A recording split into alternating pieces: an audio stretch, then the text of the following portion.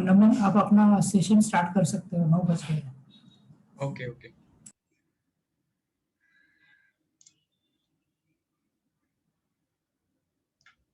Hello.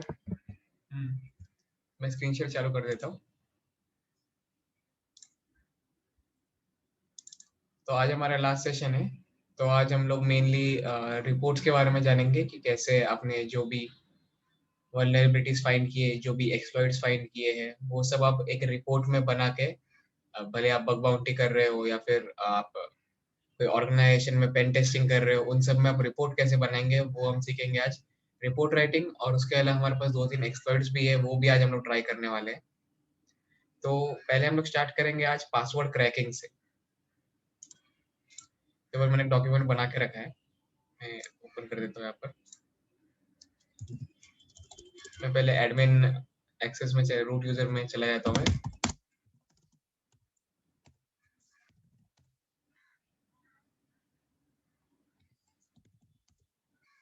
तो यहाँ पर हम लोग क्या कर रहे हैं कि हम लोग क्या करने वाले, जो भी आप विंडोज में या फिर लिनक्स में आप लॉग इन करते हो, जो भी पासवर्ड्स वगैरह आपके, समझो कि आपका पासवर्ड है एनाकोंडा करके। अभी वो जो पासवर्ड है वो प्लेन टेक्स्ट में स्टोर नहीं होगा कंप्यूटर में, आपके कंप्यूटर में वो एनक्रिप्टेड फॉर्मेट में स्टोर होगा। तो हम लोग इसमें क्या करने वाले हैं, वही एनक्रिप्टेड फॉर्मेट लेंगे और उसको हम लोग डिक्रिप्ट करने वाले हैं, यानी हम लोग उसको क्रैक करने वाले हैं और पता करने वाले हैं कि वो एनक्रिप्टेड पासवर्ड असली में है क्या। तो उसका अभी मैं आपको डेमोन्स्ट्रेशन दिखाता हूँ। पहले मैं टेम्प फोल्डर में चले जाता हूँ जहाँ जिसके अंदर पासवर्ड रहते हैं। सीडी टेम्प करना चाहिए। इसके बाद मैं passwd टेस्ट कमांड यूज करके मेरा पासवर्ड चेंज करने वाला हूँ। मैं अपना पासवर्ड एनाकोंडा रख देता हूँ, क्योंकि हम लोग पासवर्ड को क्रैक करेंगे तो थोड़ा आसान पासवर्ड होना चाहिए। तो मैं आपको बताता हूँ कि जब भी आप पासवर्ड सेट करते हो, अगर आपने कोई डिक्शनरी का वर्ड यूज किया, समझो कि एनाकोंडा हो गया, सूप हो गया, टेबल हो गया, ऐसे कोई वर्ड रहेगा जो डिक्शनरी में अवेलेबल है, वो बहुत ही आसानी से क्रैक हो जाता है। तो मैंने अपना नया पासवर्ड सेट कर लिया है। तो अभी मैं ये जो पासवर्ड है मेरा एनाकोंडा, उसका मैं हैश वैल्यू देखूंगा, यानी कि एन्क्रिप्टेड फॉर्मेट होने के बाद वो कैसा दिखता है वो देखने वाला हूँ मैं। उसके लिए मैं /shadow के अंदर हमारे पासवर्ड स्टोर्ड रहते हैं। तो अगर मैं कमांड यूज करता हूँ कैट, यानी जिससे हम लोग फाइल्स को व्यू कर सकते हैं।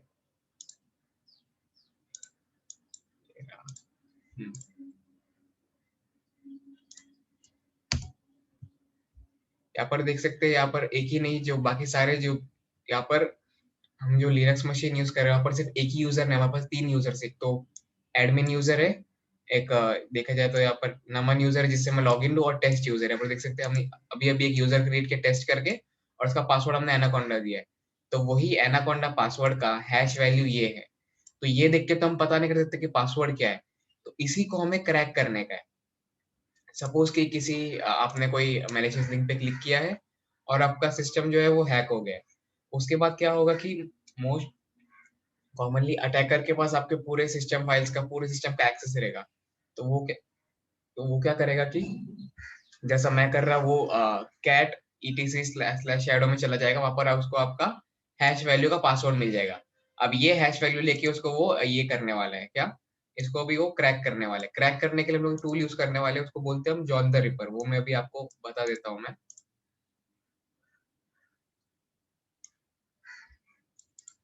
उसके लिए हम लोग ये कमांड यूज करने वाले हैं, ये भी मैं आपको एक्सप्लेन करता हूँ कि ये कमांड क्या कर रहा है। मैं टाइप ही कर लेता हूँ।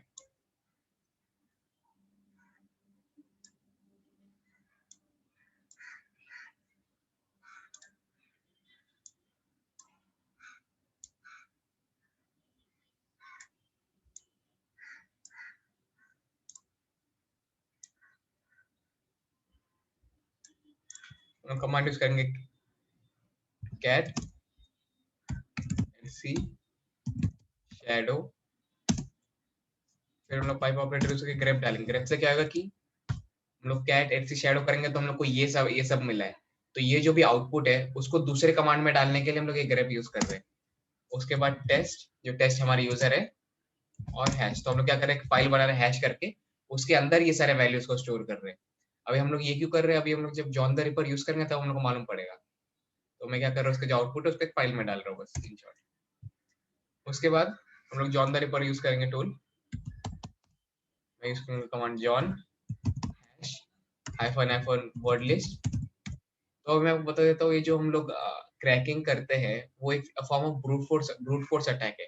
इसमें सारे जो डिक्शनरी के अंदर जो भी वर्ड्स आते हैं वो सब ट्राई करेगा, उसके नंबर्स के साथ ट्राई करने वाला है। मतलब जो भी पॉसिबल कॉम्बिनेशन ऑफ वर्ड्स है, स्पेशल कैरेक्टर से विद नंबर से, वो सब परम्यूटेशन कॉम्बिनेशन करके ट्राई करता रहता है। तो वो करने के लिए हमारे पास वर्ड लिस्ट होना चाहिए। तो वर्ड लिस्ट में क्या होता है कि लिस्ट ऑफ वर्ड्स रहते हैं, कि डिक्शनरी के सारे वर्ड्स रहेंगे, सारे स्पेशल कैरेक्टर्स रहेंगे, सारे नंबर्स रहेंगे। तो इन सभी का मिक्स एंड मैच कर करके ट्राई करते हैं। तो पासवर्ड कितना भी कॉम्प्लेक्स हो, ब्रूट फोर्स से क्रैक हो ही सकता है थियोरेटिकली। लेकिन अगर समझो कि आपका पासवर्ड एक बहुत सारे नंबर्स और लेटर से बना हुआ है, जो याद रखने में मुश्किल, क्रैक करना बहुत डिफिकल्ट हो जाता है, यानी कि बहुत साल लग सकते हैं अगर बहुत कॉम्प्लेक्स पासवर्ड हो तो। मतलब कॉम्प्लेक्स पासवर्ड यानी आपको दिखा देता हूँ कैसा होता है। नॉर्मली पासवर्ड किसका कैसा रहेगा कि समझो अभी मैंने एनाकोंडा रखा है, तो किसी ने सिक्योर करने के लिए एनाकोंडा@123 रख देगा। लेकिन अगर आपने देखा रहेगा क्रोम और फायरफॉक्स में से फीचर रहता है यूज सिक्योरली जनरेटेड पासवर्ड करके, वो बहुत ही अजीब पासवर्ड रहते हैं। समझो कि ऐसा कुछ रहेगा पासवर्ड। ये पासवर्ड आपको याद रखने की जरूरत नहीं, वो जो फायरफॉक्स या फिर क्रोम है वो ऑटोमेटिकली याद रखता है, ऑटो फिल कर देता है आपके लिए। अब जो दो आपको मैंने दो पासवर्ड दिखाया, एनाकोंडा@123 और ये पासवर्ड, इसमें ऑब्वियसली ये क्रैक करना ज्यादा मुश्किल रहेगा, क्योंकि जो वर्ड लिस्ट है वो पहले डिक्शनरी के वर्ड्स ट्राई करेगा। अभी वो सारे लेटर्स लेके, सारे नंबर्स लेके, कॉम्बिनेशन परम्यूटेशन कॉम्बिनेशन कर करके चांसेस बहुत कम है कि उसको ये मिलेगा करके। लेकिन हम लोग सारे परम्यूटेशन कॉम्बिनेशन कर रहे हैं, तो फिर चांसेस कम है लेकिन मिलेगा जरूर। लेकिन उसमें के लिए बहुत टाइम जा सकता है। वही आपको मैं एग्जांपल में दिखाता हूँ। मैं पहले मैं जो हमने इजी पासवर्ड सेट किया है एनाकोंडा, उसको हम लोग क्रैक करने की कोशिश करते हैं। John hash hyphen word list equal to, अब मैं इसको पाथ दे रहा हूँ कि हमारा वर्ड लिस्ट है किधर।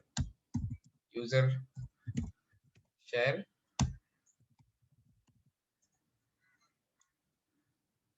वर्ड लिस्ट,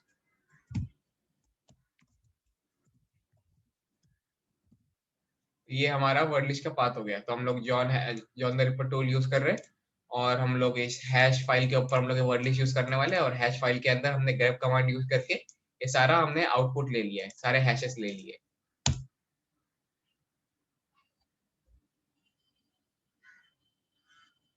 यहाँ पर हम देख सकते हैं कि हमें एनाकोंडा पासवर्ड मिल गया। हमें ज्यादा टाइम लगा भी नहीं, हमें 10 सेकंड में लगे पासवर्ड को क्रैक करने में। क्यों? क्योंकि अगर आप ध्यान देंगे, मैंने आपको बोला था कि यहाँ पर डिक्शनरी अटैक यूज करते हैं, डिक्शनरी के बहुत सारे वर्ड यूज करते हैं, और एनाकोंडा ए से चालू होता है, यानी कि अल्फाबेटिकल ऑर्डर में जब रहता है डिक्शनरी, तो एनाकोंडा की स्टार्टिंग कुछ पेजेस में आपको मिल जाएगा, इसीलिए थोड़ा आसान था। अभी मैं पासवर्ड चेंज करता हूँ। मैं पास WD चेंज करके, अब मैं समझो मैं एनाकोंडा गलत डाल दिया मेरा पासवर्ड। आप सेकंड वाला यूज कर सकते हैं। हाँ हाँ, मिल गया। एनाकोंडा 1 2 3 का टाइम लगेगा, क्योंकि @1 2 उसमें 3 ट्राई कर सकते हैं ना, कि मैं ऐसे डेमोन्स्ट्रेट कर पाऊंगा कि टाइम लगता है इसमें। बहुत टाइम लगेगा, क्योंकि एट द रेट भी है और नंबर्स भी है। हम्म। तो आप ब्यूटीफुल एब्राकैडाब्रा ट्राई कर सकते हो, और ये ब्यूटीफुल कैपिटल के हाँ, साथ। मैं दूसरा ये यूज करता, समझो कि मैं ब्यूटीफुल यूज करता हूँ मैं पासवर्ड। पासवर्ड अपडेट कर लिया मैंने।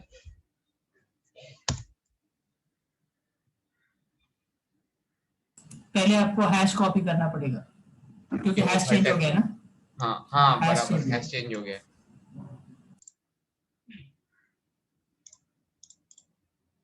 तो हमें वही आउटपुट क्यों नहीं मिला? क्योंकि हैश चेंज हो गया। तो और हमने ग्रेप जो हमारे हैश फाइल उसमें पुराने हैशेस है, जैसे हमने पासवर्ड अपडेट किया तो हैश भी अपडेट होगा, तो हमें वापस ग्रेप कमांड रन करना पड़ेगा।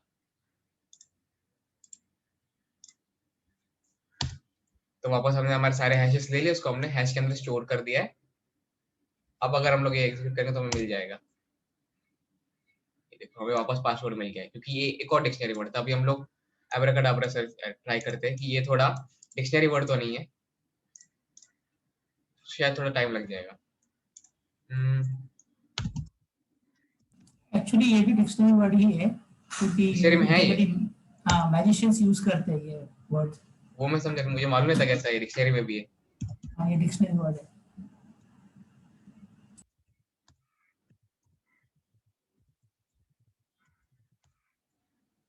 पासवर्ड अपडेट हो गया है।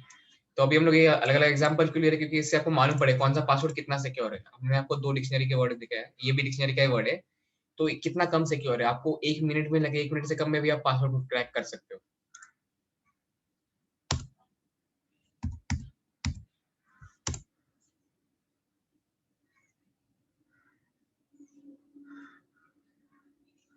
ये देखो ये भी मिल गया। अभी हम लोग anaconda@123 करेंगे, देखते हैं कितना टाइम लगता है।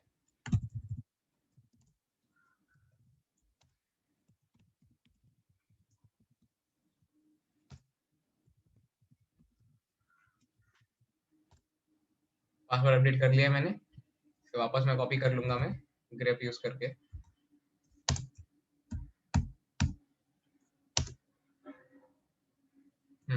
अब ये चल रहा है। अगर समझो कि थोड़े टाइम में हमें मिलता नहीं है, तो हम लोग इसको पूरे सेशन भर को इस टर्मिनल को चालू ही रखेंगे और सेशन के एंड में आके देखेंगे अब तक क्रैक हुआ है कि नहीं हुआ है। तो इसे हम एग्जीक्यूट होने देते हैं। तो अभी हम लोग हमारे आज के मेन टॉपिक पे आते हैं, रिपोर्ट्स के ऊपर। तो आपको मैं पहले एक्सप्लेनेशन के लिए तो आपको थोड़ी सैंपल रिपोर्ट्स दिखा देता हूँ। ये हमें हमारे वर्डप्रेस वेबसाइट में मिल जाएंगे।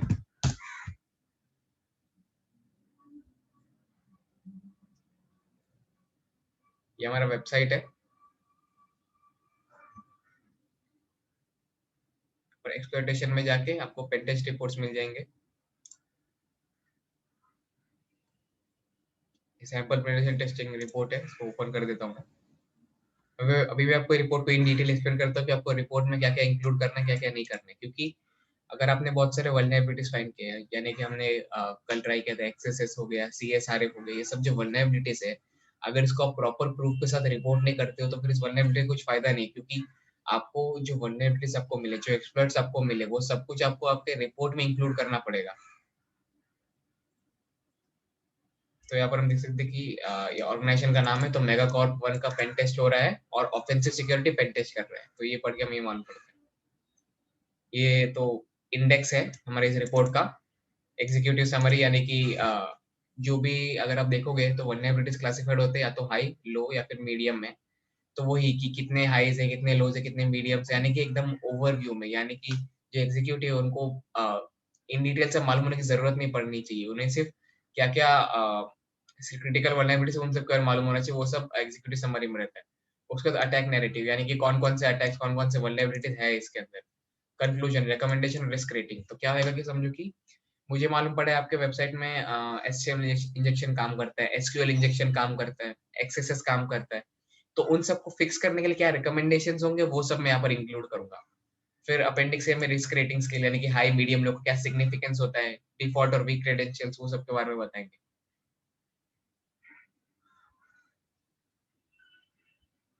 तो यहाँ पर एग्जीक्यूटिव समरी में वही बताया कि इन्होंने अटैक कैसे कैरी आउट किया है। इन शॉर्ट ये जो पूरे हमारे डॉक्यूमेंट उसका एक पेज समरी होगा, तो ये हमारे एग्जीक्यूटिव समरी में होता है।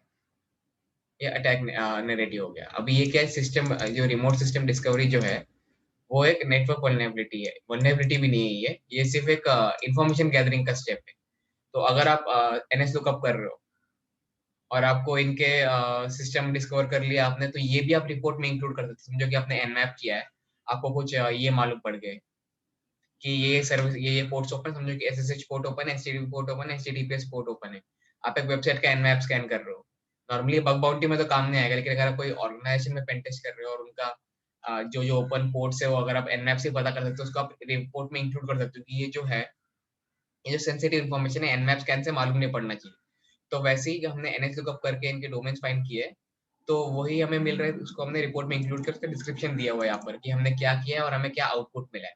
और याद रखना, हमने कोई भी हमने अटैक कैरी आउट किया है, उसके लिए हमें स्क्रीनशॉट बहुत जरूरी होता है। हमने एक्सेस किया, इसके प्रूफ, यानी कि एक पॉपअप आ गया एक्सेस का, सीएसआरएफ किया, पासवर्ड चेंज हुआ, उसका पॉपअप आया, उसका एक प्रूफ है। और ये अटैक सिनेरियो को एक्सप्लेन किया है। यहाँ पर हमारा अटैकर है, ये मोस्टली ब्लैक बॉक्स टेस्टिंग है, क्योंकि जो अटैकर है वो इनके नेटवर्क से बाहर है, मतलब बाहर से अटैक कर रहा है। तो यहाँ पर उसी को एक्सप्लेन किया है कि कैसे ये इंटरनेट से जाके इनके फायरवॉल में जाके कैसे इसने रिकग्नाइजेंस किया।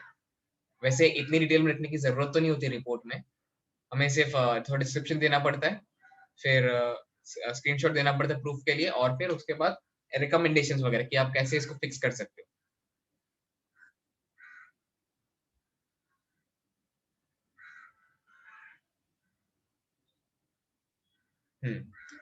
अभी यहाँ पर इसने बहुत ही अभी हमें इन्होंने क्या किया कि एनएस लुकअप करके इन्होंने डोमेन फाइंड किया है, ठीक है। अगर आपको याद होगा, पहले हमने डायरेक्टरी ट्रैवर्सल अटैक हम लोग एक टाइम पे कर रहे थे बीवैप में, और हमें डायरेक्टरीज मालूम नहीं थे कि हमें कौन से डायरेक्टरी में करेंगे। हम लोग अलग ट्राई कर रहे थे, एडमिन ट्राई कर रहे थे, टेस्ट ट्राई कर रहे थे, यानी कि कोई ना कोई डायरेक्टरी निकल जाएगा। तो वही ट्रायल एंड एरर ना करना पड़े उसके लिए एक टूल है ओएस डिरबस्टर करके। तो ओएस डिरबस्टर क्या करता है कि आप इसको ये डोमेन दे दोगे, हमने जो बीवेब का यूज किया था, ये देखो ये सारे आपको डायरेक्टरीज बताता है। एडमिन एक डायरेक्टरी है, आइकन्स एक डायरेक्टरी है, आइकन्स ब्लैंक एक डायरेक्टरी है, आइकन स्लैश dir एक डायरेक्टरी है। तो ऐसा करते करते अगर आप डायरेक्टरी ट्रैवर्सल कर करके आपको थोड़े इंपॉर्टेंट फाइल्स मिल सकते हैं, तो आप इसके लिए डिरबस्टर यूज कर सकते हैं। अगर आपने ये देखा रहेगा कि यहाँ पर जो जो अटैक्स है ना, एक लॉजिकल सीक्वेंस में जाते हैं। हमने जो भी किया है वो इतने सीक्वेंस में नहीं कर पाए हम लोग, लेकिन यहाँ पर देखेंगे हमने पहले इन्फॉर्मेशन गैदरिंग किया, ठीक है, एनएस लुकअप यूज करके हमने आईपी सॉरी डोमेन्स फाइंड किए। हम लोग अभी वही डोमेन्स को लेके अभी हम लोग डिरबस्टर में आके डायरेक्टरीज निकाल रहे हैं। तो इस सीक्वेंस में आ रहे हैं, जैसे हमने पहले एक्सप्लेन किया था कि पहले हमारा इन्फॉर्मेशन गैदरिंग आता है, फिर एक्सप्लॉइटेशन आता है। ये भी इन्फॉर्मेशन गैदरिंग का है, लेकिन फिर भी सीक्वेंस में, क्योंकि एक स्टेप की वजह से दूसरा स्टेप को हेल्प हो रहा है। ये देखो, अभी आपको याद होगा कि हमने एडमिन पोर्टल को एक्सेस किया था बीवेप यूज करके, हमने स्लैश एडमिन डाला, हमें एडमिन पोर्टल की एक्सेस मिल गया बिना कोई ऑथेंटिकेशन के। अब ये एग्जांपल एक प्रॉपर वेबसाइट का, हमने स्लैश एडमिन डाला तो पहले ये यूजर नेम पासवर्ड दोनों मांग रहा है, उसके बाद ही आपको इस पेज का एक्सेस देगा ये। हमने लेकिन जो बीवेप में किया था उसने बिना क्रेडेंशियल्स मांगे हमें इसका एक्सेस दे दिया था। तो ये डिफरेंस है सिक्योर वेबसाइट और इनसिक्योर वेबसाइट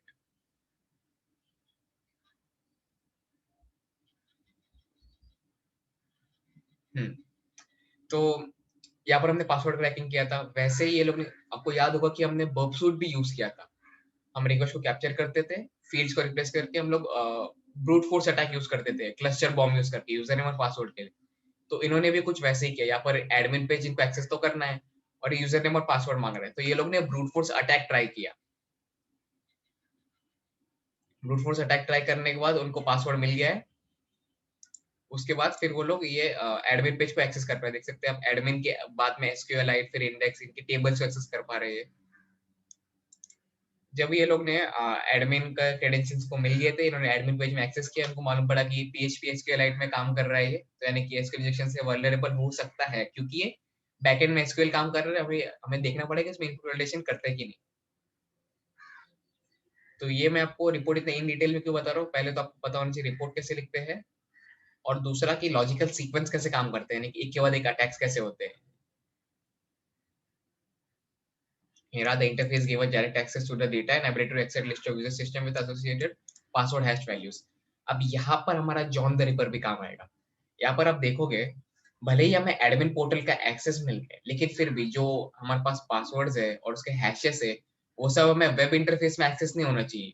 जैसे कि हम देख सकते हैं किसी हमारे अटैकर ने एडमिन पोर्टल को एक्सेस किया, ब्रूट फोर्स किया, उसे एडमिन पेज मिल गया, और उसके बाद पासवर्ड्स और हैशेस मिल गए। अभी हमने यहाँ पर टूल यूज किया था, अभी भी चल रहा है। या फिर हमने टूल यूज करके अगर कोई डिक्शनरी पासवर्ड रहेगा एडमिन का, तो हमें आराम से इस हैश को हम लोग डिक्रिप्ट कर सकते हैं, आराम से इसको क्रैक कर सकते हैं।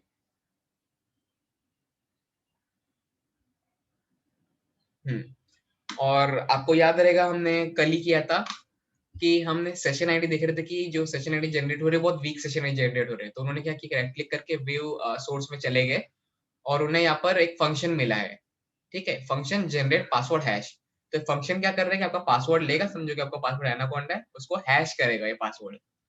तो समझो कि यहाँ पर माइक है, इसका जो पासवर्ड समझो कि माइक ही होगा, तो उसको ये हैश फॉर्मेट में कन्वर्ट करने के लिए फंक्शन है। अगर आपको एक फंक्शन मिल जाएगा तो आप कोई भी पासवर्ड डाल के आप उसका हैश कैलकुलेट कर सकते हो। तो ये जो सेंसिटिव कोड है, ये कभी भी क्लाइंट साइड में नहीं होना चाहिए, सर्वर साइड में ही होना चाहिए। जो फंक्शन है हमारे पास, तो समझो कि ये है फंक्शन जनरेट हैश और ये पासवर्ड। अब मैं पासवर्ड का वैल्यू अगर कुछ भी सेट करूंगा, मैं इस कोड को ये रिवर्स इंजीनियरिंग करके मैं हैश से पासवर्ड वैल्यू आराम से निकाल सकता हूँ, क्योंकि मुझे मालूम पड़ गया कि हैश कैसे काम करता है, उसी हैशिंग को मैं रिवर्स कर सकता हूँ। पहले हमें क्या करना पड़ता था कि हमें ट्रायल एंड एरर करना पड़ता था, हमें मालूम नहीं कि हैश कैसे काम करता है, हैशिंग कैसे हो रहा है। तो हम लोग ब्रूट फोर्स कर देते हैं कि ये है क्या, ये है क्या, ये है क्या करके। यहाँ पर हम लोग को ब्रूट फोर्स करने की ज़रूरत नहीं पड़नी चाहिए, क्योंकि हमें हैश कैसे हो रहा है वो मालूम पड़ गया, उसको हम लोग रिवर्स कर सकते हैं।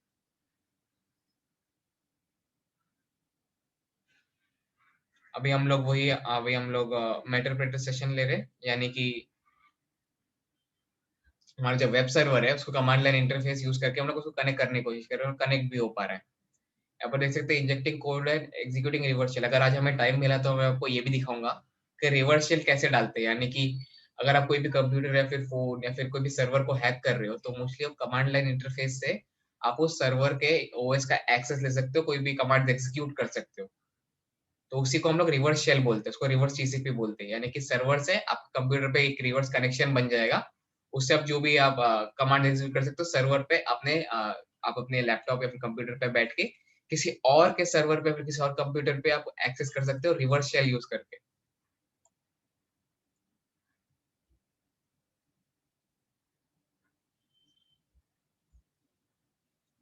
अब ये कर रहे हैं लोग डीएनएस, डीएनएस सॉरी, एस, हाँ, ये लोग ने अच्छा डायग्राम दिया है एक्सप्लेन करने के लिए। यहाँ पर मैंने बोला था कि डायग्राम मुझे देने की जरूरत तो नहीं है, लेकिन अगर कोई बड़े ऑर्ग के लिए कर रहे हैं और अगर ये डिमांड्स है उनकी तो फिर आपको डायग्राम देना पड़ेगा। तो यहाँ पर वही दिखा रहे हैं, यहाँ पर हमारे पास अटैकर है, ये इनके पास वेब सर्वर्स है, और यहाँ पर हमने shell on outbound port on port 80। तो पोर्ट 80 के अंदर ये लोग ने एक रिवर्स शेल एक डाला है। तो यहाँ पर देखेंगे यहाँ से सर्वर खुद एक कनेक्शन भेज रहा है, यानी कि आप सर्वर कनेक्ट कर सकते हो हमारे रिवर्स शेल यूज करके। नॉर्मली आपको क्या करना पड़ेगा कि अगर आप इंटरनेट से कनेक्ट करने की कोशिश कर रहे हो इस वेब सर्वर, यानी कि आप वेबसाइट एक्सेस करने की कोशिश कर रहे हो, पहले आपके इनका फायरवॉल आएगा, फिर वहां से वैलिडेट होके यहाँ से आएगा, तो ये इनबाउंड हो गया है, ठीक है। तो इनबाउंड रूल्स अलग रहेंगे फायरवॉल के, आउटबाउंड रूल्स अलग रहेंगे। इनबाउंड रूल्स यानी कि कोई भी कोई भी आपसे कनेक्शन एस्टेब्लिश कर रहे हैं, फिर जो भी ट्रैफिक आपके नेटवर्क में आ रहा है, तो कौन से आईपी से आएगा वो आप रिस्ट्रिक्ट कर सकते हैं, कौन सा आईपी से ट्रैफिक आ सकता है। तो फिर ऐसे हम लोग एक्सेस करेंगे तो बहुत मुश्किल है, क्योंकि अगर आप रिवर कुछ भी करने की कोशिश करेंगे तो आपका आईपी ब्लॉक्ड रहेगा। लेकिन यहाँ पर डिफरेंस क्या है कि यहाँ पर वेब सर्वर खुद एक कनेक्शन को एस्टेब्लिश कर रहा है, और वो एक आउटबाउंड रहा, क्योंकि नेटवर्क से बाहर जा रहा है हमारा ट्रैफिक। तो फायरवॉल है, उसके इनबाउंड रूल्स अलग रहेंगे, आउटबाउंड रूल्स अलग रहेंगे। तो आउटबाउंड रूल में सर्वर को तो अलाउड रहेगा बाहर जाने का, तो वैसे ही करके हमें सर्वर से जाके हमें एक्सेस मिल रहा है। क्यों? क्योंकि ये आउटबाउंड रूल है। अब यहाँ पर हम लोग ये टूल यूज कर रहे हैं एसक्यूएल मैप करके। तो एसक्यूएल मैप कुछ ऐसे ही दिखता है।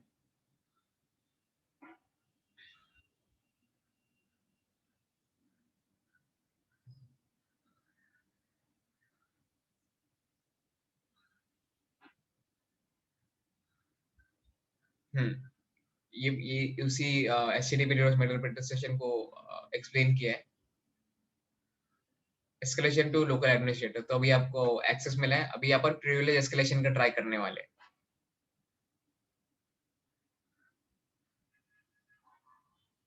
डीप पैकेट इंस्पेक्शन बाईपास, यानी कि एक बार एक्सेस मिल जाए तो उससे और क्या कर सकते हैं। अभी उन्हें एडमिन एक्सेस मिला है, उसको फिर ये लोग प्रिविलेज एस्केलेशन करेंगे, फिर प्रिविलेज एस्केलेशन होने के बाद आपको जब एडमिन एक्सेस मिल जाता है, अब मैं इस एडमिन एक्सेस से और क्या क्या क्या कर सकता हूँ वो सब ढूंढने की कोशिश करते हैं। तो आप देखेंगे ये ट्रेडिशनल वल्नरेबिलिटीज तो नहीं है डीप पैकेट इंस्पेक्शन बाईपास। तो नॉर्मली हम लोग क्या करते हैं कि कोई एनमैप स्कैन करते हैं, फिर नेक्सस स्कैन रन करते हैं, फिर उससे हम लोग वल्नरेबिलिटीज लेते हैं, उसके एक्सप्लॉइट ढूंढ के फिर करते हैं। लेकिन यहाँ पर वैसा नहीं कर रहे, यहाँ पर पहले इन्फॉर्मेशन गैदर कर रहे हैं, उस इन्फॉर्मेशन से आपको कौन कौन से लीड्स मिलते हैं वहां पर जाएंगे, फिर वो जो इन्फॉर्मेशन से हम लोग कैसे एक्सप्लोर कर सकते हैं, कौन से वल्नरेबिलिटीज ले सकते हैं वहां से जाएंगे। जैसे हमने पहले एनएस लुकअप किया था, फिर वहां से हमने एडमिन पोर्टल मिला था डेली बस्टर यूज करने के बाद, फिर एडमिन पोर्टल को हमने ब्रूट फोर्स किया, फिर ब्रूट फोर्स करने के बाद हमने एक रिवर्स सेशन डाला, फिर वो लेके हमने प्रिविलेज एस्केलेशन किया। तो ऐसे स्टेप बाय स्टेप जा रहे हैं। आइडियल सिनेरियो में आपको इतने वल्नरेबिलिटीज तो नहीं मिलते शायद ये सैंपल रिपोर्ट इसलिए यहाँ पर इतने सारे, क्योंकि इतना तो सिक्योर रहेगा कि एडमिन पासवर्ड जो है वो इतना से ब्रूट फोर्स नहीं हो पाएंगे। मैं वापस चेक करता हूँ, यहाँ पर हमारा आसान पासवर्ड एनाकॉन्डा 1 2 3 के लिए भी इतना टाइम लग रहा है। एंड में वापस चेक करते हो रहा है कि नहीं, होएगा, लेकिन बहुत टाइम जाएगा।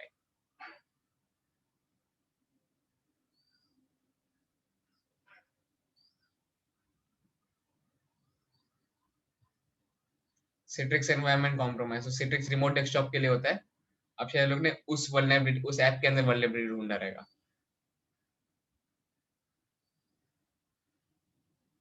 हाँ, तो इसमें क्या किया गया है कि अभी आपको याद होगा हमने ब्रूट फोर्स किया था और हमें एडमिन क्रेडेंशियल्स भी मिल गए थे।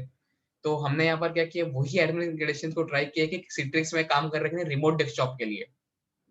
तो अभी तक तो आपको अभी तक तो आपको सिर्फ कमांड लाइन इंटरफेस मिल रहा था। अभी आप सिट्रिक्स यूज करके आपको जीयूआई का एक्सेस भी मिल गया, क्योंकि पासवर्ड सेम रखे हैं यहाँ पर।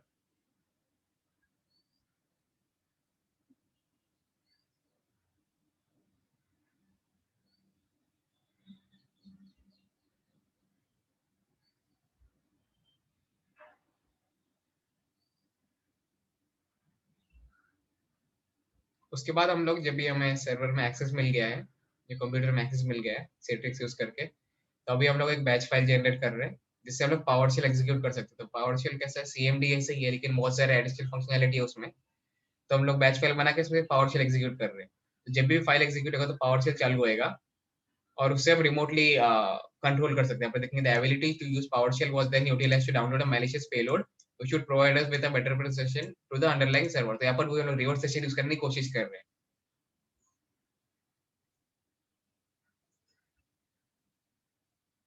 यहाँ पर ये लोग मेटास्प्लॉइट यूज कर रहे हैं। तो जब भी हम लोग मेटा प्रोटेक्शन यूज करते हैं, फिर हम लोग रिवर्स चीज भी करने की कोशिश करते हैं, सब हम लोग मेटास्प्लॉइट यूज करके ही करते हैं। कुछ कुछ चीजें हम लोग ऐसी टूल किट से भी करते हैं।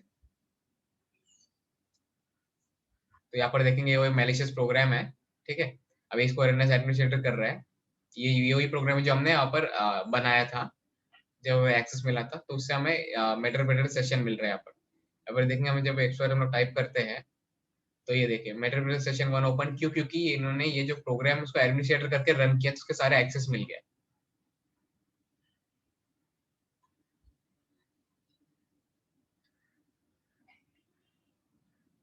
यहाँ पर आप देख सकते हैं इसे एक्सेस मिल गया तो सारे विंडोज कमांड्स रन कर सकते हैं उसके पीसी पे। तो हम लोग क्या कर रहे हैं कि हम लोग हमारे कंप्यूटर से दूसरे कंप्यूटर का इलीगल एक्सेस, इलीगल नहीं, यहाँ पर तो पेनटेस्ट ऑथराइज्ड है, तो यहाँ पर अनऑथर मतलब एक्सेस ले रहे हैं बिना उनके परमिशन के, क्योंकि हम लोग यहाँ पर वल्नरेबिलिटीज फाइंड कर रहे हैं। पहला तो ये वल्नरेबिलिटी होने नहीं चाहिए था, क्योंकि सेट्रिक्स और उसका पासवर्ड लोग ने सेम रखा था, उसकी वजह से इतना प्रॉब्लम हो गया है।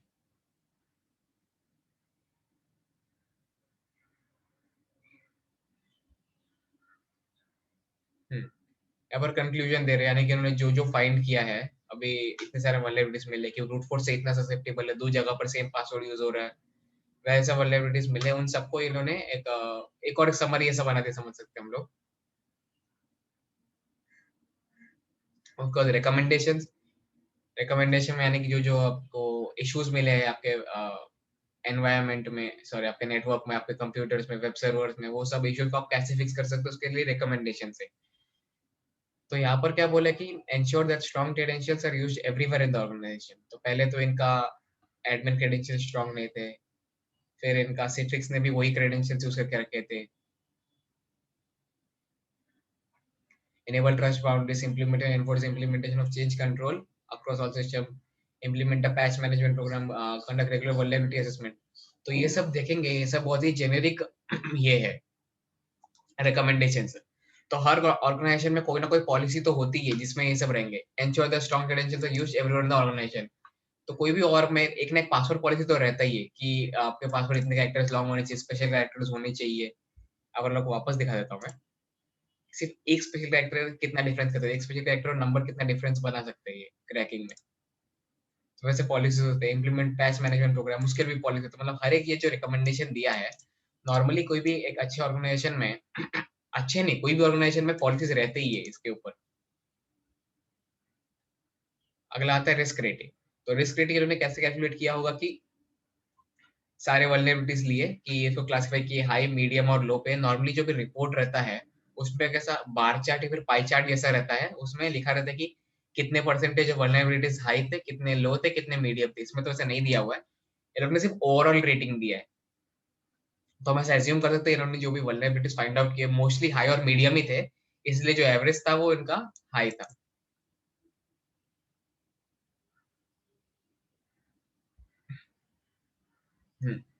यहाँ पर इन लोगों ने क्लासिफाई किया है रिस्क रेटिंग स्केल यहाँ पर डिफॉल्ट और वीक क्रेडेंशियल्स हाई बताया, क्लासिफाई किया है, डिस्क्रिप्शन दिया है उसका, इम्पैक्ट दिया है और रिकमेंडेशन दिया हुआ है।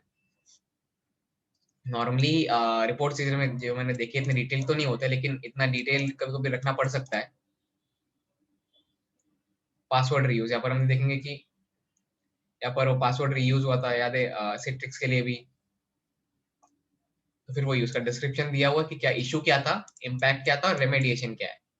शेयर्ड लोकल एडमिनिस्ट्रेटर पासवर्ड हो गया, पैच मैनेजमेंट, डेरे zone transfer, default Apache files, और ये ऑर्गेनाइजिंग गवर्नमेंट इन्फॉर्मेशन है। मैं आपको और दिखा देता हूँ रिपोर्ट थोड़े।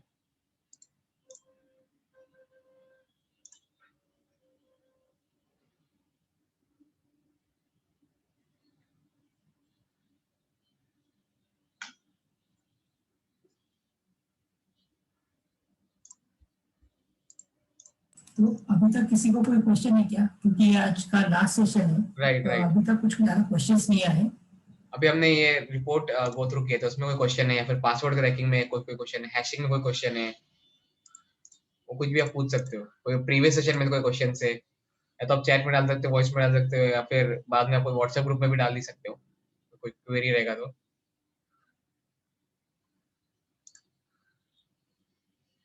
कोई क्वेरी नहीं है तो आप चैट बॉक्स में नो डाल सकते हो।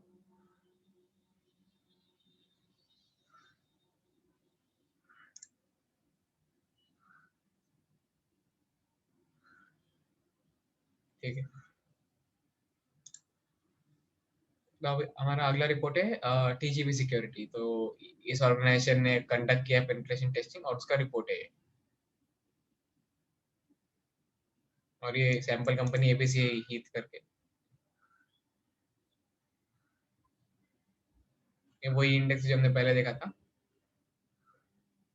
पर्पस कि ये हम जो पेन टेस्ट कर रहे हैं वो क्यों कर रहे हैं, और क्या क्या हमारे ये है क्राइटेरिया, यानी कि उन्होंने क्या अचीव करने की कोशिश कर रहे हैं ये पेन टेस्ट करके। फिर स्कोप, यानी क्या क्या इंक्लूडेड है, यहाँ पर देखने की सिर्फ एक ही जो लॉगिन पेज है वही इंक्लूड, यानी कि कौन कौन से वेबसाइट आप टेस्ट कर सकते हो। नॉर्मली कैसा रहता है कि अगर आप कोई ऑर्ग में पेन टेस्ट कर रहे हो, अगर वो पूरे ऑर्गेनाइजेशन का नहीं है, तो सिर्फ कुछ कुछ चीजें आपको पेन टेस्ट करने मिलेंगे, यानी कि कुछ यानी कि समझो कि ऑर्ग के पास 4 सर्वर्स है, ठीक है, 2 प्रोडक्शन है 2 डेवलपमेंट है, तो मोस्टली आपको डेवलपमेंट सर्वर में आपको पेन टेस्ट करने का ऑप्शन मिलेगा। यानी कि समझो आपने पेन टेस्ट किया डेवलपमेंट सर्वर में और आपने उनका सर्वर डाउन कर दिया, तो उनको बिजनेस इंपैक्ट होगा आपके पेन टेस्ट की वजह से, इसलिए वो लोग हमेशा आपको डेवलपमेंट सर्वर में एक्सेस देंगे, यानी कि ऐसा कोई एक्सेस देंगे जिससे उनके बिजनेस को इम्पैक्ट ना हो आपके टेस्टिंग की वजह से। तो यहाँ पर वही दिया हुआ है कि क्या क्या इंक्लूडेड है स्कोप में टेस्ट करने के लिए। यहाँ पर थोड़े अलग अलग टाइप से बताया है, summary of findings, high medium low वो तो है ही है, और ये सारे अटैक्स जो हमें मिले थे और कितने मिले। ये modifying inputs and parameter tampering high है और अब तक फिक्स नहीं हुआ, तो पेंडिंग में एक डाल दिए, कब तक फिक्स नहीं हुआ है। फिर बाईपासिंग क्लाइंट साइड वैलिडेशन, या अगर अब यहाँ पर आप देखेंगे file guessing, cookie abuse, session hijacking, URL jumping, accesses, SQL injection, ये सब मोस्टली है ना ओएस के अंदर आते हैं। तो ये थोड़ा हमें और समझ में आएगा, जितना प्रीवियसली हम लोग खाली जैसे जैसे हमें लीड्स मिल रहे थे, जैसे जैसे हम लोग स्कैन कर रहे थे वैसे वैसे हम लोग करते रहते। यहाँ पर हम लोग थोड़ी स्टैंडर्ड वाली यूज कर रहे हैं अटैक्स, तो हम लोग अभी ये देख लेते हैं। वेबसाइट पिल्फरिंग, तो अभी वेबसाइट पिल्फरिंग क्या होता है कि यार हमने पिछले रिपोर्ट में देखा था कि हमने सिर्फ इंस्पेक्ट एलिमेंट करके हैश जनरेट करने वाले का हमें फंक्शन मालूम पड़ गया था, इससे हम लोग अपना ओन हैश भी जनरेट कर सकते हैं। तो वैसे ही आप वेबसाइट के फाइल्स को ब्राउज करते करते व्यू पेज सोर्स करके आपको जो जो कुछ इंपॉर्टेंट इन्फॉर्मेशन मिलता है, हमें प्रीवियसली एक फंक्शन मिल गया था, अननेसेसरी आईपी एड्रेसेस कुछ नहीं मिले, वैसे तो यहाँ पर बता रहे कौन कौन से चीजें मिल सकते हैं। हिडन फील्ड्स, रो एसक्यूएल क्वेरीज, ईमेल एड्रेसेस जो एचटीएमएल कोड में इंक्लूड कर सकते कमेंट करके, ये सब चीजें यहाँ पर नहीं मिले। कंक्लूजन में we perform full text searches and crawl results, looking for sensitive information within HTML code. This just did not reveal anything that would be used to an attacker. तो ये जो चीज है आपको मैनुअली वैसे करने की जरूरत तो नहीं है, जो टूल है OS है उसमें क्रॉलर्स भी रहते हैं, तो वो आपके लिए काम कर देते हैं। यहाँ पर फाइल गेसिंग अटैक्स, तो फाइल गेसिंग अटैक यहाँ पर कंक्लूजन पहले पढ़ लेते हैं। We attempted various URL brute forcing techniques, brute force testing for common file names, but none were successful in identifying any hidden or otherwise undisclosed files. तो यहाँ पर ये लोग अनडिस्क्लोज फाइल्स यानी कि हिडन फाइल्स और हिडन फोल्डर्स ढूंढने की कोशिश कर रहे हैं। और इन लोग ने बर्बसूट और डिरबस्टर यूज किया, यानी कि हमने पहले ओएस पे एक टूल यूज किया था डायरेक्टरीज फाइंड करने के लिए, अब इन्होंने डिरबस्टर भी यूज किया, लेकिन फिर भी इन्हें कोई भी फोल्डर्स नहीं मिले, सब डायरेक्टरीज नहीं मिले। जैसे कि पहले हमने स्लैश एडमिन करके हमने एडमिन एक्सेस ले लिया था, लेकिन यहाँ पर हमें ऐसा कुछ नहीं मिला था। पर हम बोल सकते हैं कि इस मामले में वेबसाइट सिक्योर है बहुत। कुछ क्वेश्चन है चैट पे। देखता हूँ।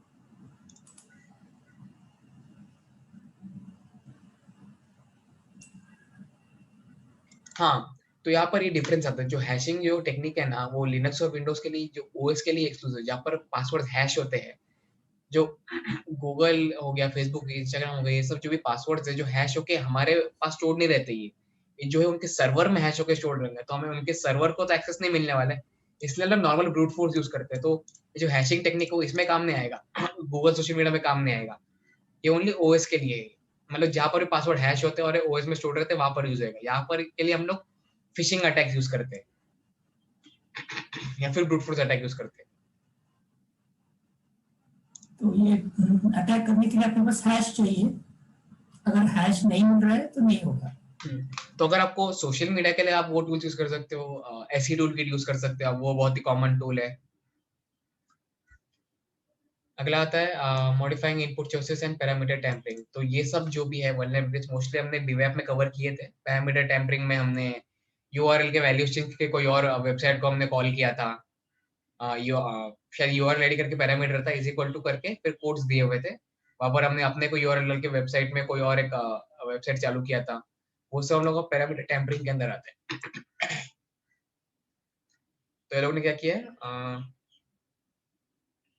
बर्बसूट में शायद लिया था, और हमने शायद ये भी किया था कि हम लोग बर्बसूट में एक रिक्वेस्ट कैप्चर करते, कुकी की वैल्यू लेते, पीएचपी सेशन आईडी करके एक वेरिएबल रहता है और उसके बाजू में कुकी की आईडी रहती है।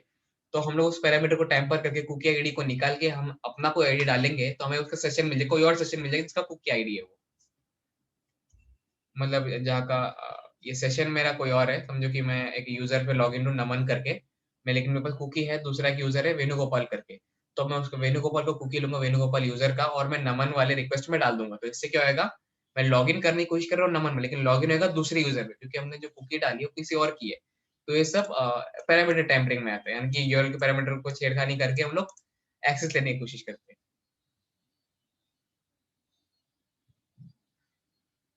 वन मैसेज डिस्क्लोजर वल्नरेबिलिटी, यानी कोई अगर एरर मैसेज आया है तो उसमें कुछ क्रूशियल फाइल्स के बारे में इंफॉर्मेशन नहीं देने के लिए। यहाँ पर रिस्क है high, successful attack could result in ephpi disclosure, attack discover authenticated user authenticated access and authenticated to valid encrypted message IDs।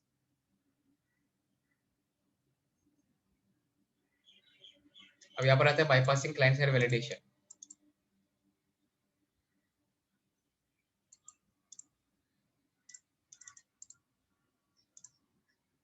यहाँ पर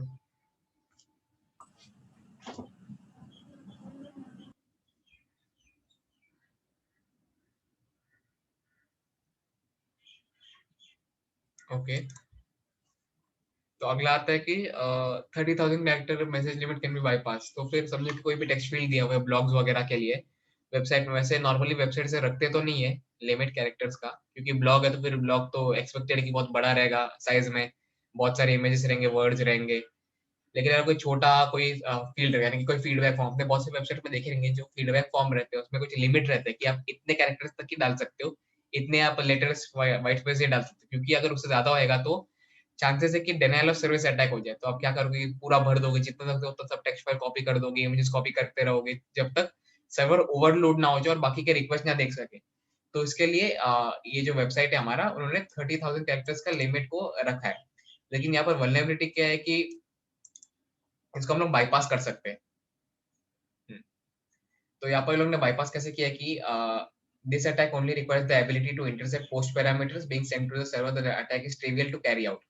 तो फिर ये लोग क्या बोलने की कोशिश करते हैं कि ये लोग बर्बसूट यूज करके रिक्वेस्ट को कैप्चर करेंगे, जिस पैरामीटर में लिखा हुआ है कि 30,000 कैरेक्टर्स का लिमिट है, हम लोग उस पैरामीटर को चेंज करेंगे और उसे रिक्वेस्ट को वापस भेजेंगे। तो इससे क्या होगा कि ये जो लिमिट है वो कम हो जाएगा, लिमिट बढ़ जाएगा। ये लो इसलिए क्योंकि नॉर्मली सिर्फ कैरेक्टर्स को बढ़ाने से इतना कुछ इश्यू तो होता नहीं है, ये कब इश्यू बन जाएगा जब एक distributed denial of service attack करेगा, क्योंकि आपके पास बहुत सारे कंप्यूटर्स रहेंगे एक नेटवर्क में और सब लोग ये डेनियल सर्विस अटैक करने की कोशिश करेंगे तो प्रॉब्लम होता है वेब सर्वर के लिए। तो डिस्ट्रीब्यूटेड डॉस में zombies क्या होते हैं? तो हाँ, अब मैं थोड़ा बताता हूँ डिस्ट्रीब्यूटेड डेनियल सर्विस के बारे में। तो डिस्ट्रीब्यूटेड डेनियल सर्विस क्या होता है कि आप समझो कि आप अटैक करो, ठीक है, आपके पास सिर्फ एक ही कंप्यूटर है, आप कर करके भी डेनियल सर्विस ज्यादा एक्सटेंड पे नहीं कर सकते हो। आपके पास एक कंप्यूटर है, आप कुछ थोड़े अमाउंट ही रिक्वेस्ट भेज सकते हो एक वेब सर्वर के लिए, और वेब सर्वर को तो बहुत सारे यूजर के रिक्वेस्ट आते रहते हैं, समझो कि हजारों यूजर के रिक्वेस्ट आते रहते हैं। सिर्फ आपके एक कुछ एक्स्ट्रा कैरेक्टर जानने से कुछ फर्क नहीं पड़ने वाला वेब सर्वर पर, लेकिन आपने बहुत सारे कंप्यूटर्स को हैक करके रखा है, बहुत सारे कंप्यूटर कॉम्प्रोमाइज करके रखा है। तो उन सारे कंप्यूटर्स को कंट्रोल करके सबको अगर आप एक ही टाइम पे समझो कि आपने वर्ड लिमिट बाईपास कर लिया, सबने एक ही टाइम पे बहुत सारे लंबे लंबे ब्लॉक्स को पोस्ट कर दिए जिसमें बहुत सारे कैरेक्टर्स है, तब जाके सर्वर को ओवरलोड होने का चांस होता है। तो फिर जो भी कॉम्प्रोमाइज सिस्टम्स है जिसको आपने हैक किया है, उसको आप या तो बॉटनेट या फिर तो ज़ॉम्बी बोलते हो उसे, यानी कि वो आपके होस्ट है जिसको आप यूज करके अटैक करने वाले हो, तो उसे हम ज़ॉम्बीज बोलते हैं। नमन, अभी सोर्स कोड एनालिसिस भी बचा है ना, तो उसके लिए हाँ आपने टूल इंस्टॉल किया है, तो 19 मिनट्स बचे हुए हैं, तो इसको कंप्लीट करके आप सोर्स कोड एनालिसिस बता हाँ, ये सकते हैं। अभी हो जाएगा, सोर्स कोड ऊपर और कर लेता हूँ मैं। अब ये कुकी एब्यूज वाला ये आप देखेंगे, ये आपको ये जो रिपोर्ट में मोस्ट ऑफ द चीजें हमने ऑलरेडी कवर की है वेब में। कुकी एब्यूज में हमने पीएचपी सेशन आईडी करके रिक्वेस्ट कैप्चर करके उसका सेशन आईडी ले लिया था हमने, और उसके बाद हमने कोई और रिक्वेस्ट में सेशन आईडी डाल के हम लोग सेशन लेने की कोशिश कर रहे थे।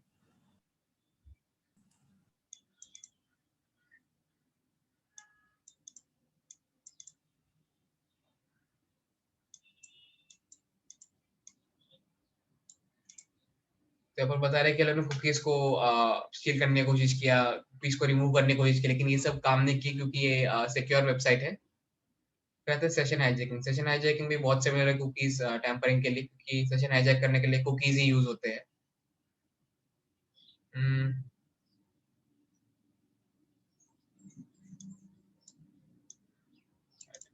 तो ये लोगों ने कुकीज को मॉडिफाई करने की कोशिश की, तो वो काम नहीं किया, तो ये बता रहे कि हमने कौन कौन से अटैक्स ट्राई किए, क्या क्या काम नहीं किया। हाँ, और ये एक चीज है कि समझो आप एक ऑर्गेनाइजेशन के ऊपर पेन टेस्ट कर रहे हो, आपको बहुत सारे वल्नरेबिलिटीज मिला कि इसमें एक्सेस है, एसक्यूएल इंजेक्शन है, एसक्यूएल इंजेक्शन है, तो आपको सारे नेगेटिव्स हाईलाइट नहीं करना है, आपको पॉजिटिव्स भी बताने हैं। यहाँ पर आप देखेंगे इस रिपोर्ट में बहुत सारे पॉजिटिव चीजें वेबसाइट के बारे में कि ये काम नहीं किया क्योंकि आपका वेबसाइट सिक्योर है, ये अच्छे से कॉन्फ़िगर्ड है, वो अच्छे से कॉन्फ़िगर्ड है।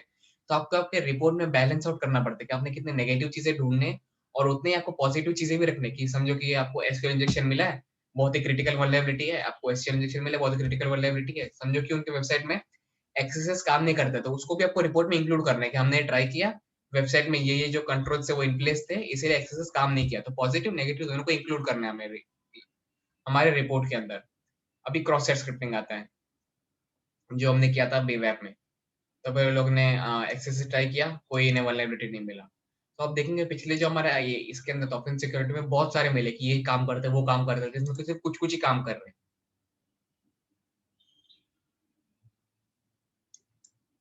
यहाँ पर थोड़े डिजाइन फ्लॉस को मैंने बताया, क्योंकि अगर आप ईमेल इनके अगर आप लॉगिन कर रजिस्टर कर रहे हो तो इनका कोई पासवर्ड लिमिट नहीं की, पासवर्ड लिमिट यानी कि मिनिमम कैरेक्टर्स का लिमिट ये लोग ने सेट नहीं की, कम से कम इतना कैरेक्टर्स तो होनी चाहिए, वो सब नहीं, उसके बारे में बताया।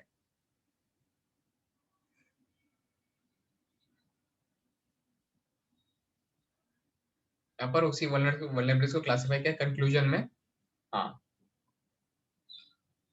नॉर्मल एग्जीक्यूटिव समरी में ये भी आता है, हाई कितने, लो कितने, मीडियम कितने, और कौन से पेज नंबर पे, ताकि उन्हें पूरा ये डॉक्यूमेंट ब्राउज ना करना पड़े। तो ये हो गया। अभी मैं आपको ये दिखा देता हूँ सोर्स कोड एनालिसिस के बारे में। एक मिनट, पहले मुझे चेक करना पड़ेगा फाइल्स है कि नहीं उसके।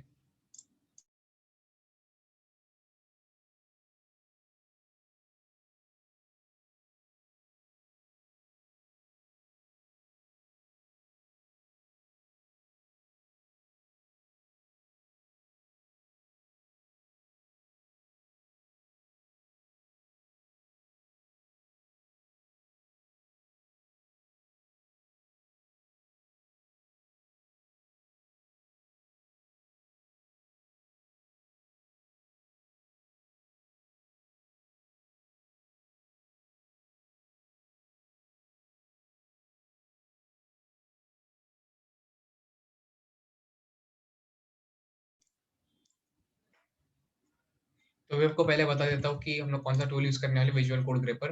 अभी करंटली तो मेरे पास तो विजुअल कोड ग्रेपर क्या करता है कि समझो आपने एक वेबसाइट बनाई, ठीक है, आपने जावास्क्रिप्ट यूज किया वेबसाइट को बनाने के लिए, ठीक है, बैकएंड वो एचटीएमएल पेज यूज कर रहा है और बैकएंड में जावास्क्रिप्ट यूज कर रहा है। अभी आपको उस वेबसाइट को टेस्ट करने का है, तो आप दो चीजें यूज कर सकते हो, तो स्टैटिक एनालिसिस या तो डायनामिक एनालिसिस। दोनों में डिफरेंस करते मैं आपको बता देता हूँ। मैं स्टैटिक एनालिसिस में क्या होता है कि जो सोर्स कोड है आपके वेबसाइट का उसको रिव्यू किया जाता है कि ये कोड में क्या क्या फ्लॉज है, क्या क्या वल्नरेबिलिटी हो सकते हैं कोड में। और डायनामिक रिव्यू जो है वो पेन टेस्ट होते हैं, यानी कि हम लोग एसक्यूएल इंजेक्शन ट्राई करके, एक्सएसएस ट्राई करके, पैरामीटर टैम्पलिंग ट्राई करके, ये सब अलग अलग चीजें हम लोग वेबसाइट पे ही टेस्ट करके हम लोग रिजल्ट ले रहे हैं, उसके हिसाब से कंक्लूजन ड्रॉ कर रहे हैं, उसको हम लोग डायनामिक बोलते हैं। डायनामिक पेन टेस्ट होता है और स्टैटिक में हमारे हम लोग कोड को स्कैन करते हैं। तो उसी कोड को टेस्ट करने के लिए हमारे पास एक टूल है विजुअल कोड ग्रेपर करके, उसको ओपन सोर्स टूल है। तो अब यहाँ से विजुअल कोड ग्रेपर को डाउनलोड कर सकते हैं। आपको एक अभी तो मेरे पास एक कोड नहीं है, पहले मेरे पास एक कोड था वैसे स्कैन करने के लिए, वेरीफाई यानी कि एनालिसिस के लिए मेरे पास कोड था। अभी तो मेरे पास करंटली मतलब कोई तो यूट्यूब पे दिखा देता हूँ मैं कि विजुअल कोड ग्रेपर जो है बहुत ही आसान है टूल यूज करने के और बहुत ही अच्छे से रिपोर्ट देता है। ये भी आपको रिपोर्ट देगा कि कोड है, कोड में कौन कौन से वल्नरेबिलिटीज को क्लासिफाई करेगा कि हाई, लो है, मीडियम है। यानी कि समझो आपके कोड में इनपुट वैलिडेशन है ही नहीं कि टेक्स्ट बॉक्स में आपको सब अलाउ कर रहे हो, कोड से अलाउ कर रहे हो इज इक्वल टू सब। तो एसक्यूएल इंजेक्शन होने के बहुत चांसेस होते हैं आपकी वेबसाइट में।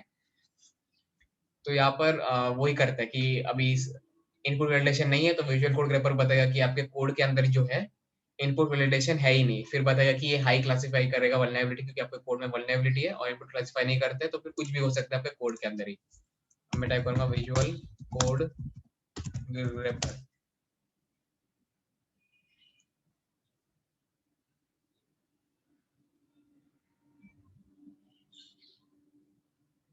ट्यूटोरियल तो नहीं मिल रहा मुझे,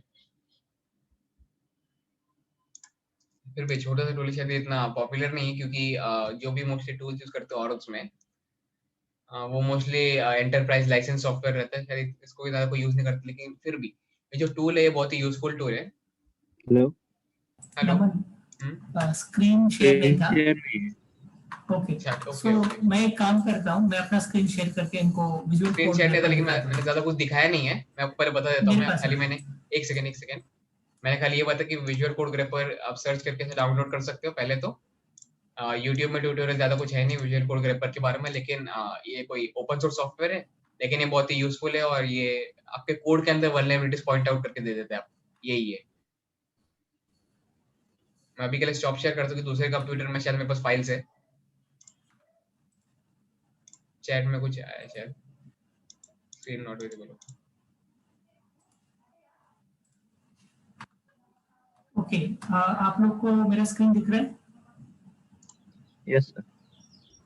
okay, so visual code grepper करके एक टूल है जो क्या करता है, सोर्स कोड को एनालाइज करता है। क्योंकि आपने देखा बहुत सारे जो वल्नरेबिलिटीज है, एक्सेस है, एसक्यूएल इंजेक्शन है, पीएचपी इंजेक्शन है, कमांड इंजेक्शन है, ये सब प्रॉब्लम क्यों हो रहा है? क्योंकि जो डेवलपर्स जो प्रोग्राम लिखते हैं, जो सॉफ्टवेयर बनाते हैं, वो लोग तो सिर्फ फंक्शनैलिटी देखते हैं कि जिस काम के लिए बनाया है, जो कस्टमर बोलेगा मुझे ये चाहिए, वो बना के देते।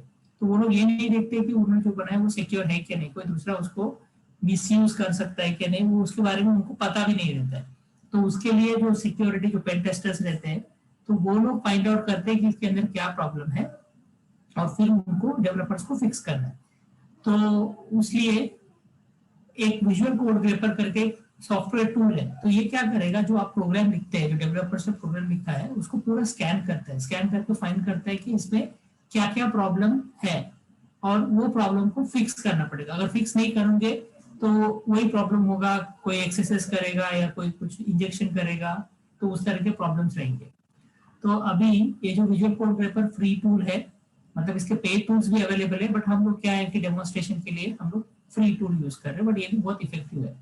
तो आप विजुअल कोड ग्रेपर करके आप, जैसे उन्होंने नमन ने बताया कि आप सर डाउनलोड भी कर सकते हो। ठीक है, तो ये एक सी फाइल आपको दिख रही है, डाउनलोड है, इंस्टॉल किया हुआ है। तो इसको मैं लॉन्च करता हूँ। तो जब भी लॉन्च करते हैं, जो प्रोग्राम लिखते हैं तो कोई भी लैंग्वेज में हो सकता है, तो सेम लैंग्वेज नहीं रहता है। तो विजुअल कोड ग्रेपर को बताना पड़ेगा कि कौन से लैंग्वेज में ये प्रोग्राम है आपका। तो सेटिंग्स में जाके यहाँ पे देखो बाय डिफॉल्ट C++ है, तो ये जावा का प्रोग्राम है, जावा पे लिखा गया, तो मैं जावा सिलेक्ट करता हूँ। तो आपको मैं वेबसाइट का कोड दिखाता हूँ, जो सैंपल वेबसाइट दिख रहा है, तो ये जितनी भी फाइल्स दिख रही है, प्लगइन्स है, ये सब चीजें हैं, ये डेवलपर ने वेबसाइट डेवलप किया है, जो वेबसाइट है बहुत सारे जो भी फीचर्स फंक्शंस है वो सब डेवलप किए। तो ये उसका जो प्रोग्राम या सॉफ्टवेयर जो भी बोलो, ये सब इसमें है, तो इसमें जब फाइल्स में है, तो हम क्या बताएंगे विजुअल कोड पेपर को, उसका पाथ देंगे, बोलेंगे कि ये वाला कोड डेवलपर ने लिखा है, अब आप चेक करके बताओ कि इसमें कुछ प्रॉब्लम्स है क्या। तो ये प्रॉब्लम्स फंक्शनैलिटी वाले नहीं है बट सिक्योरिटी वाले।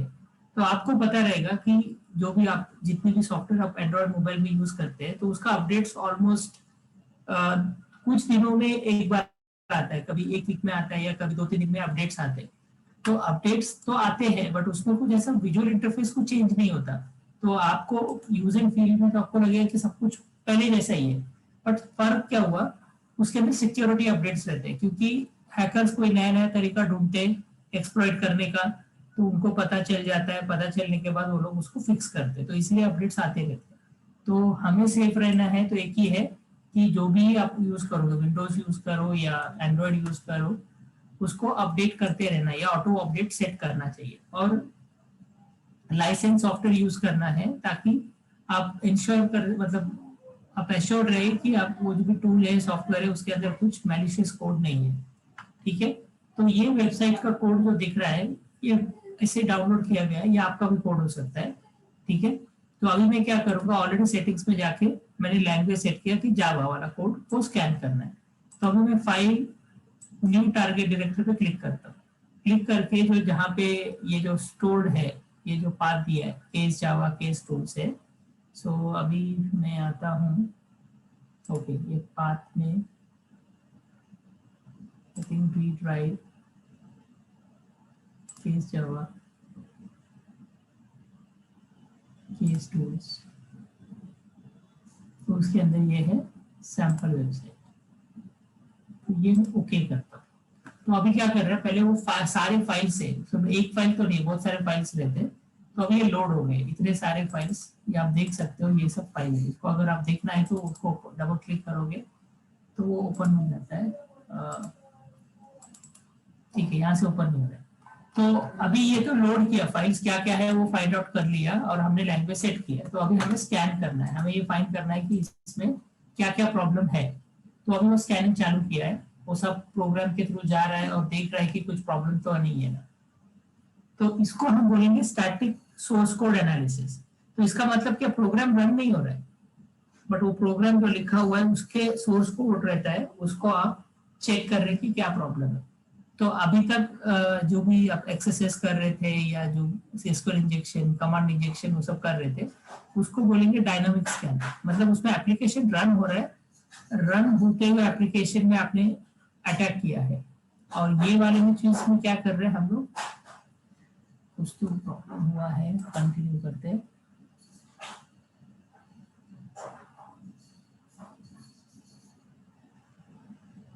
तो इसमें भी बहुत सारे हैं, अभी जो भी 8 आवर्स का जो आपका पेनिट्रेशन टेस्टिंग का जो सेशंस थे, उसके अंदर ओवरऑल जितना हो सके मैक्सिमम कंटेंट कवर किया है। तो आपको अगर इसमें क्या है, इसका मेन मोटिव है कि आपको इंटरेस्ट जगाना है।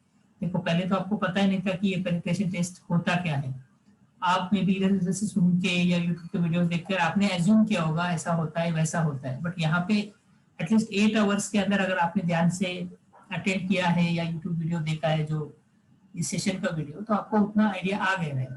अभी नेक्स्ट स्टेप क्या है कि आपको अभी इसमें और डीप डाइव करना है, तो एक एक टॉपिक से आप देखो इसके बारे में और क्या इंफॉर्मेशन मिल सकता है, उसके बारे में आप सोच सकते हो। तो ये पेनिट्रेशन टेस्टिंग जो है ये एक पार्ट हो गया, मतलब साइबर सिक्योरिटी एक ऐसा छोटा फील्ड नहीं है, ये एक दुनिया है। तो ये दुनिया में अलग अलग सब फील्ड्स है। तो पेनिट्रेशन टेस्टिंग या जिसको हम बोलेंगे एथिकल हैकिंग, अभी एथिकल हैकिंग इसलिए बोलते हैं कि हैक तो कर रहे हैं, मतलब हम हैकर जैसा ही काम कर रहे हैं, बट एथिकल है। एथिकल इसलिए है क्योंकि हमें ऑथराइजेशन मिला है, मतलब कंपनी खुद ऑथराइज किया है कि आप मेरा हैक करो और जो भी कुछ प्रॉब्लम्स है मुझे ही बताओ, किसी और को नहीं लीक करना है। तो जब भी पेनिट्रेशन टेस्टिंग करते हो तो एक एग्रीमेंट साइन होता है, उसको बोलते हैं NDA, मतलब नॉन डिस्क्लोजर एग्रीमेंट रहता है। तो इसका मतलब क्या है, जब अगर आप पेनिट्रेशन टेस्टर हो, अब कोई बड़े कंपनी का आपने स्कैन किया है, आपको बहुत सारे प्रॉब्लम्स दिखे हैं, तो हो सकता है कि आप दूसरी कंपनी में जाओगे और उनको बता दो कि देखो इस कंपनी का मैंने स्कैन किया है और ये प्रॉब्लम्स है, तो वो कॉम्पिटिटर हो सकता है या कोई मैलिशियस इंटेंशन वाला पर्सन हो सकता है, तो वो उसको एक्सप्लॉइट करेंगे। तो इसलिए एज अ पेनिट्रेशन टेस्टर आप जिस भी कस्टमर का आप जो भी स्कैन करेंगे, जो भी रिपोर्ट बनाएंगे, जो भी कुछ करेंगे, वो किसी और कस्टमर को नहीं बता सकते। ये एग्रीमेंट है, अगर आप ऐसा करते हैं तो आपको लीगली मतलब वो इलीगल बन जाता है। जैसे कि कोई डॉक्टर के पास आप जाते हो तो आपका हर एक मतलब कोई प्रॉब्लम रहेगा जो आपका पर्सनल प्रॉब्लम है, डॉक्टर जो भी आपकी प्रॉब्लम है वो किसी और को नहीं बता सकते, क्योंकि उससे क्या होगा कि उन लोगों को पता चलेगा इनको ऐसा प्रॉब्लम है, तो फिर बहुत सारे प्रॉब्लम्स हो सकते हैं। तो इसीलिए कॉन्फिडेंशियलिटी जो होता है जो काम में, वो बहुत जरूरी है। इवन पुलिस में भी ऐसा ही होता है, अगर कोई केस के बारे में उनका वो लोग पुलिस में है, जांच कर रहे हैं, उनको कुछ पता चला है उनके बारे में, वो किसी और को नहीं बता सकते क्योंकि वो ऑफिशियल सीक्रेसी एक्ट के अंदर आता है। तो वैसा ही ये जो भी आप पेनिट्रेशन टेस्ट करते हो, ये आपको नहीं बताना, ये सिर्फ उसी कंपनी को बताना है जिसने आपको हायर किया है। तो I think it is taking time. तो ये कोई बड़ा टूल नहीं है, एक छोटा सा टूल है, आप इंस्टॉल करके आप स्कैन करके देख सकते हैं कोई वेबसाइट को, या इसका कोई यूट्यूब वीडियो अगर है तो आप देख सकते हैं। ठीक है, अपने पास 3 मिनट है, अगर आपको कुछ क्वेश्चन है तो पूछ सकते हैं।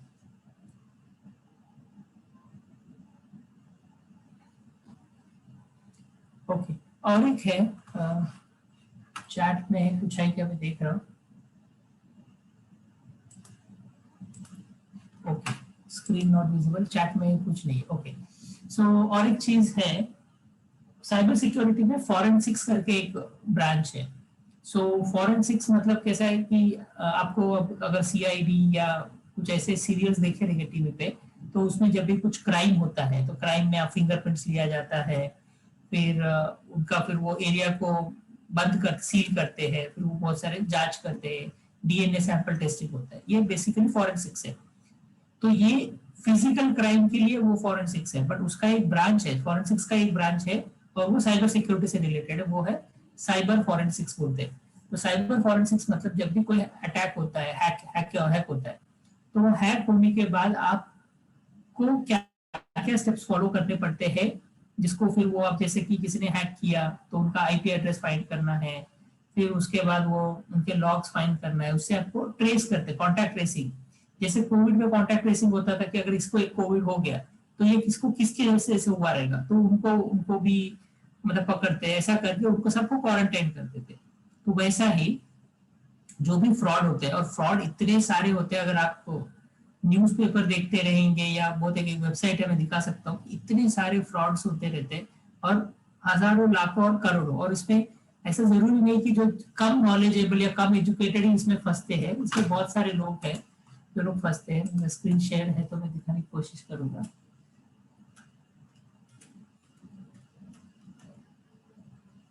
आई एम चीटेड करके एक वेबसाइट है, तो इस वेबसाइट में अगर आप देखेंगे कि कितने सारे मतलब इश्यूज, मतलब इन्होंने वही किया है कि जो न्यूज में इधर उधर आता है वो सब उन्होंने कलेक्ट किया है। तो जैसे an elderly man lost 11.22 crore, फिर ये इतना सारा कुछ तो अननोन लिंक है, तो कुछ भी एक कोई छोटा सा लिंक क्लिक कर दिया, हैक हो गया। या कुछ अगर मे भी उनको जोमेटो में कुछ उन्होंने कॉल किया गूगल में सर्च करके और वो पता चला वो नंबर फेक था, बट उनको नहीं पता था। तो बड़े बड़े लीडर्स भी, और लाखों और करोड़ों में इनका होता है। और आपने अगर जामतारा करके एक सीरीज है, वेब सीरीज है जो नेटफ्लिक्स में आता है, तो उन्होंने ये पूरा उसके ऊपर मतलब एपिसोड्स या सीरीज बनाए जिसके अंदर वो पूरा एक्सप्लेन करते कि किस तरह से वो लोग ऑपरेट करते हैं। तो वो भी एक फील्ड है, तो वो होता है साइबर फॉरेंसिक्स। तो उसमें आपको जो मेथड्स यूज करने पड़ते हैं, आपको हार्ड डिस्क को जब्त करेंगे, कंप्यूटर को जब्त करेंगे, फिर उसको इमेजिंग करते हैं, इमेजिंग करके फिर बहुत सारे टूल्स यूज करके आप उसके अंदर से जो डिटेल्स एक्सट्रैक्ट करते हैं और फिर बाद में मतलब मुझे इनको पकड़ने में मदद करते हैं। ठीक है, तो इसमें आप ये वेबसाइट देख सकते हो, मैं चाहिए तो ये डाल देता हूँ। ये इसलिए है कि कितने कितने फ्रॉड्स होते हैं और अगर आपने ये डिसाइड किया कि ये इस फील्ड में आपको करियर बनाना है फ्यूचर में, तो ये बहुत ही ल्यूक्रेटिव करियर है, क्योंकि इसमें देखो कोई भी करियर में डिमांड होना चाहिए, तो इसमें तो डिमांड बहुत सारा है कि आप देखोगे इतने सारे प्रॉब्लम्स हो रहे हैं, इसका मतलब उसको सॉल्व करने के लिए कोई तो चाहिए। मैं जस्ट आपको चैट में ये डाल रहा हूँ ये वेबसाइट। तो अपना टाइम खत्म हो गया है, 10 बज गया है और 8 सेशंस भी खत्म हो गए। तो मतलब हमें उम्मीद था कि बहुत सारे लोग ज्वाइन होंगे, बट फिर भी हमने कमिट कर लिया था कि 8 आवर्स लेंगे, तो उन्होंने मतलब अब ये नहीं देखा कितने लोग आए नहीं आए, बट कंटिन्यू कर दिया। ठीक है, और कुछ क्वेश्चन है तो पूछ सकते हैं, नहीं तो हम यहाँ पे इसको डिस्कनेक्ट करते हैं।